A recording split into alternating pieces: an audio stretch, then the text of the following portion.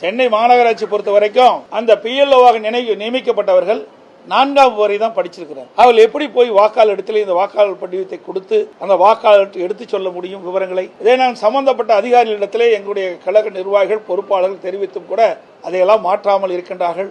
வேண்டுமென்றே திட்டமிட்டு SIR பணி முறையாக நடைபெறக்கூடாது என்று பல அதிகாரிகள் இதற்கு எதிராக செயல்பட்டுக் கொண்டிருக்கின்றார்கள். இந்த அரசாங்கம் அவர்களுக்கு வாய்மொழி உத்தரவாக பிறப்பிக்கப்பட்டிருப்பதாக எங்களுக்கு தகவல் கிடைத்திருக்கின்றது. இது மிக மிக கண்டனத்துக்குரியது.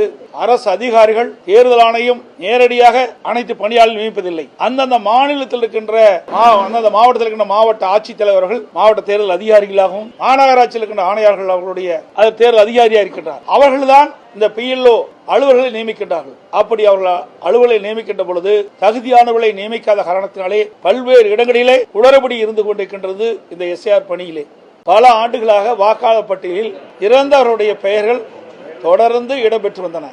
அதோடு நகர பகுதியிலே மாநகராட்சி, நகராட்சி, பேரூராட்சி பகுதியிலே வசிக்கின்றவர்கள் அந்த பகுதியில் இருந்து வேறொரு இடத்திற்கு குடிபெயர்கின்றார்கள். அப்படி குடிபெயர்களுடைய வாக்காளர்களும் அந்த வாக்காளர் பட்டியலில் இடம்பெற்று வந்தன. அதையெல்லாம் SIR பணி மேற்கொள்கின்ற பொழுது இறந்தவர்கள், குடிபெயர்ந்தவர்கள், போலி வாக்காளர்களை கண்டறிந்து அவையெல்லாம் நீக்கப்பட்டு ஒரு உண்மையான நேர்மையான வாக்காளர் பட்டியலை தயாரிக்கப்பட்டு அதன் மூலமாக தேர்தல் நடைபெற்றால் ஒரு நியாயமான தேர்தல் நடைபெறும். அதைத்தான் நாங்கள் குறிப்பிட்டோம். SIR பணி என்பது மிக முக்கியம்.